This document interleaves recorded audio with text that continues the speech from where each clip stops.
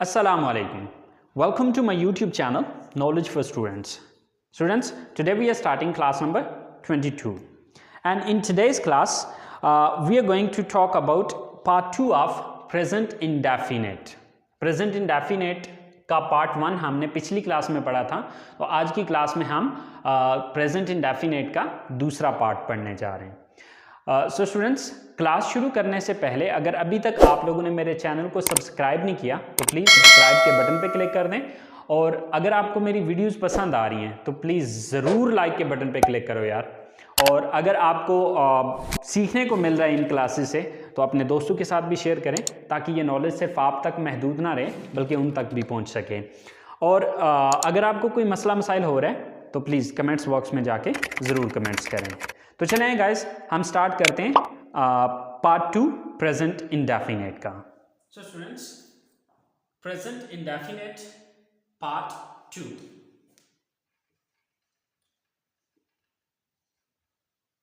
ये क्या है इसका पार्ट 2, राइट. अब पार्ट 2 जैसे कि पिछली क्लास के अंदर मैंने बताया था आपको कि पार्ट 2 जो उसमें सब्जेक्ट यूज होंगे वो सब्जेक्ट होगा ही, she, it and singular noun. अच्छा, इसकी डेफिनेशन, इसकी पहचान सब कुछ सेम वैसे ही है जो कि आप पिछली क्लास में पढ़ चुके हैं. अब वहां पर जो सिर्फ फर्क आता है वो सिर्फ आता है स्ट्रक्चर के अंदर. जो डिफरेंस आ रहा है वो स्ट्रक्चर में आ रहा है. स्ट्रक्चर में डिफरेंस क्या आ रहा है? अब इस स्ट्रक्चर में यानी कि जब सब्जेक्ट ही, शी, इट या सिंगुलर नाउन होगा तो वहां पर फर्क सिर्फ इतना आएगा कि वर्ब की फर्स्ट फॉर्म के साथ एस या ईएस लगाया जाएगा. बाकी सब कुछ वही है. अगर आप पार्ट 1 की स्ट्रक्चर को देखें तो उसमें क्या था? Subject plus first form plus object.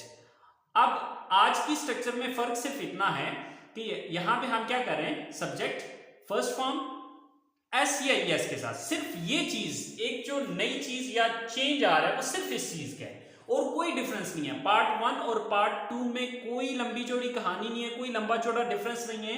फर्क सिर्फ आता है एस या ईएस का, दैट्स इट. इसके अलावा इसमें कोई चेंज नहीं है, बाकी वही है. अगर आप एस या ईएस को हाइड कर देते हैं या यहां से रिमूव कर देते हैं तो ये स्ट्रक्चर आपकी पार्ट 1 की बन जाएगी, ठीक है. और अगर आप एस या ईएस को छोड़ देते हैं यानी कि लगा देते हैं, यहां पर लिख देते हैं तो ये क्या हो जाएगा? ये पार्ट 2 की स्ट्रक्चर बन जाएगी, ठीक है. अच्छा, अब हमें ये चीज समझनी है, जैसे कि अब आपके जहन में एक सवाल आना चाहिए था कि सर हमें कैसे पता चलेगा कि किस वर्ब के साथ हमने एस लगाना है और किस वर्ब के साथ ईएस लगाना है. तो डियर, उसके लिए मैं आपको रूल बता रहा हूं कि कहां पर एस लगाना है और कहां पर ईएस लगाना है. आपने देखना है वर्ब के आखिरी स्पेलिंग. अगर वर्ब के लास्ट स्पेल जो है वो एस, एसएच, सीएच, एक्स या ओ, इनमें से कोई भी आखिरी स्पेल में से आ रहा है तो उसके साथ आप ईएस का इजाफा करेंगे. यानी कि जितने भी वर्ब्स जिनके लास्ट पर इन 5 में से कोई भी स्पेलिंग आ रहा है तो उसके साथ आपने क्या करना है? ईएस का इजाफा करना है, वरना सिर्फ एस का, ठीक है. ईएस का इजाफा कहां पर होगा?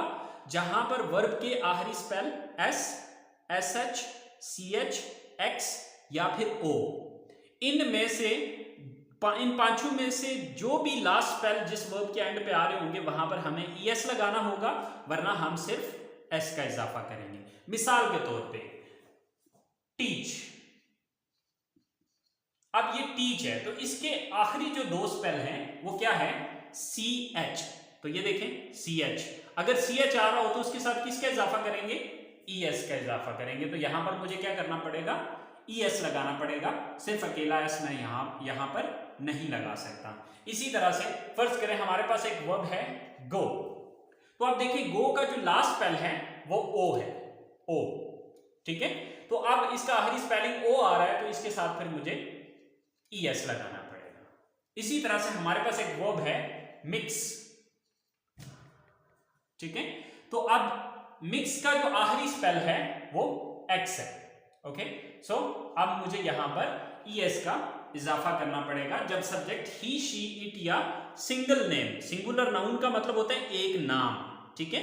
सो एक नाम जब होगा तो उस सूरत में एस या ईएस लगाना पड़ेगा. अच्छा, अब ये तो हमने सारे ईएस वाले देखे, एक दो हम देख लेते हैं जहां पर हमने सिर्फ एस लगाना है.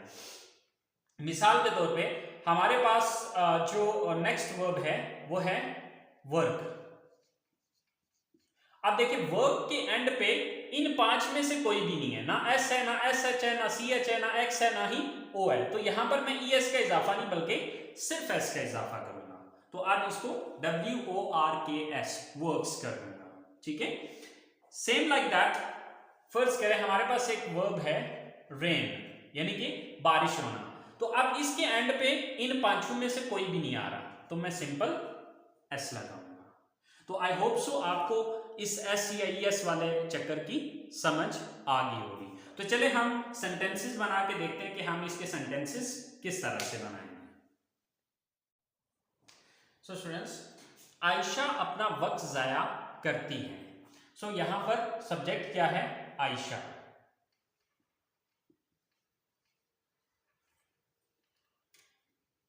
आयशा। सो वर्ब क्या है यहां पर? वक्त जाया करना। जाया करना की इंग्लिश है वेस्ट। अब चूंकि एंड पे इन चारों में से कोई भी नहीं आ रहा तो सिर्फ मैं एस लगा दूंगा। तो आयशा वेस्ट्स, अपना वक्त जाया करती है, सो हर टाइम। सो आयशा वेस्ट्स हर टाइम। आयशा अपना वक्त जाया करती है। वो अपने भाई को मारता है। सो सब्जेक्ट कौन है? वो एक लड़का है, ही। वर्ब क्या है? काम क्या करता है? मारता है, बीट।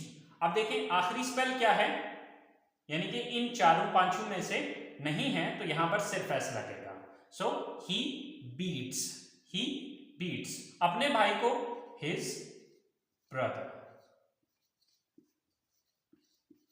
ही बीट्स हिज ब्रदर, वो अपने भाई को मारता है। वो किताबें खरीदती है। सो सब्जेक्ट कौन है? शी। वर्ब क्या है यहां पे? खरीदना, बाय। अब वाई जो है इनमें से नहीं है तो सिर्फ इसके साथ भी एस ही लगाएंगे। शी बाइज, क्या खरीदती है? बुक्स।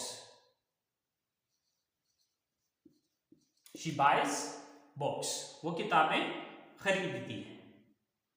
तो स्टूडेंट्स, अगर यहां पर कोई भी ऐसा वर्ब आ रहा होता जिसके आखिरी स्पेल इन में से कोई एक होता तो उसके साथ फिर मुझे ई एस लगाना पड़ता। मिसाल के तौर पे चले मैं एक एग्जांपल ले लेता हूं। जैसे कि हमारे पास एक सेंटेंस है कि वो कॉलेज जाती है, वो कॉलेज जाती है। So she go. अब देखिए इसके आखिरी स्पेल क्या है? ओ है, तो इसके साथ फिर मुझे ई एस लगाना पड़ेगा। So she goes to college, she goes to college, वो कॉलेज जाती है। सो स्टूडेंट्स, ये हमारे इसके पॉजिटिव सेंटेंसेस हैं। आई होप सो अब आपको इसकी समझ आ चुकी होगी। तो चलें अब हम इसके नेगेटिव्स को देख लेते हैं। सो स्टूडेंट्स, नेगेटिव सेंटेंसेस बनाने के लिए अब इसकी स्ट्रक्चर क्या होगी? Subject plus does not plus first form plus object. अच्छा स्टूडेंट्स, अब आपके जहन में एक सवाल आ रहा होगा, और वो सवाल क्या होगा? वो सवाल ये होगा कि सर अब वो एस या ई एस क्यों यहां से खत्म हो गया? यानी कि पॉजिटिव सेंटेंसेस के अंदर हम वर्ब की फर्स्ट फॉर्म के साथ एस या ई एस लगा रहे थे, तो यहां पे क्यों नहीं आ रहा? तो बच्चे अभी भी यहां पर भी एस या ई एस का यूज हो रहा है, लेकिन वो कहां पर हो रहा है? वो यूज हो रहा है आपके डू के साथ। अब देखिए डू का आखिरी स्पेल क्या था? ओ। तो ओ के साथ हमने ई एस का इजाफा किया। तो जब हमने डू के साथ ई एस का इजाफा किया तो ये डज बन गया। ठीक है, यानी कि जब हम फर्स्ट पार्ट का नेगेटिव पढ़ रहे थे तो उसमें हम डू नॉट यूज कर रहे थे।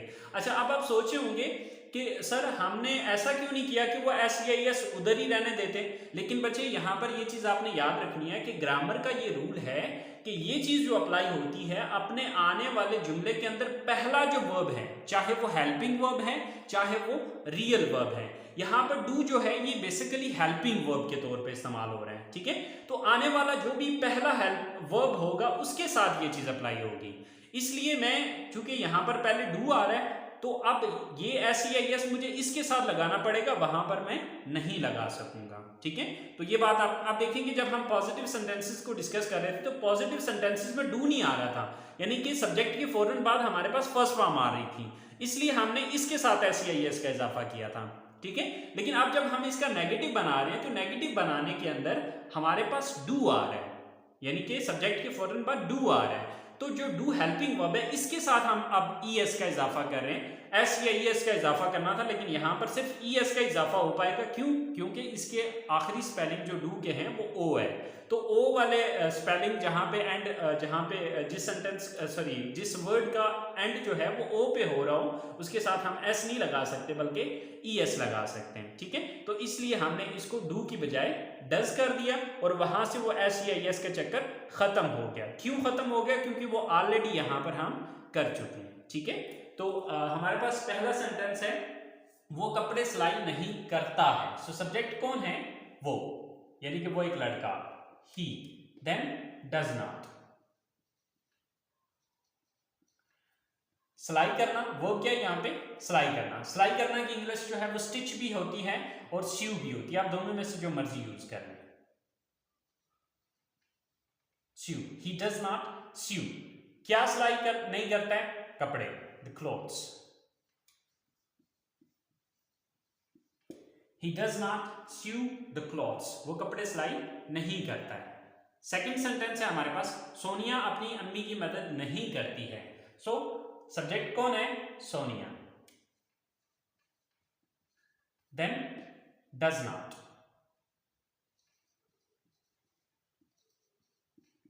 वर्ब क्या यहां पे?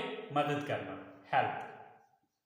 सोनिया डज नॉट हेल्प, किसकी मदद नहीं करती? अपनी अम्मी की, her mother. So Sonia does not help her mother. इसी तरह से लास्ट सेंटेंस है हमारे पास, वो अपनी पढ़ाई पर तवज्जो नहीं देती है। सो वो लड़की, यानी कि सब्जेक्ट कौन है? वो एक लड़की है, she, then does not. Verb क्या है यहां पे? तवज्जो देना, concentrate. She does not concentrate, किस पर तवज्जो देने की बात हो रही है? अपनी पढ़ाई, her studies.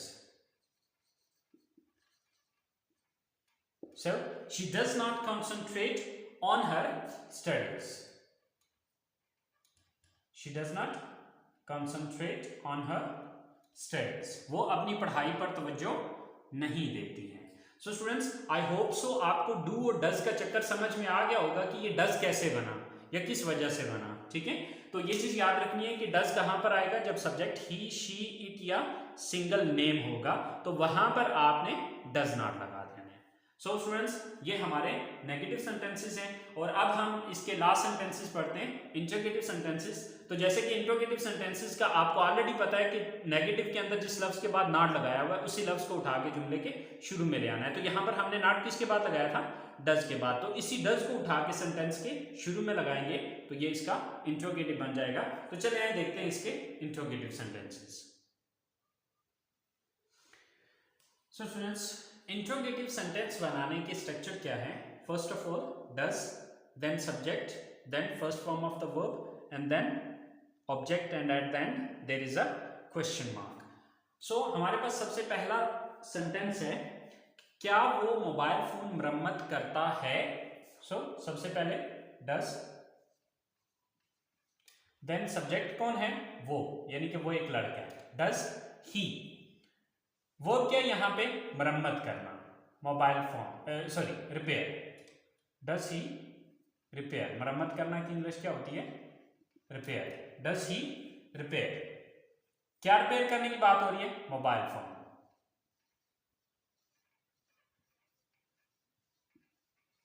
So does he repair mobile phone, क्या वो मोबाइल फोन रिपेयर करता है?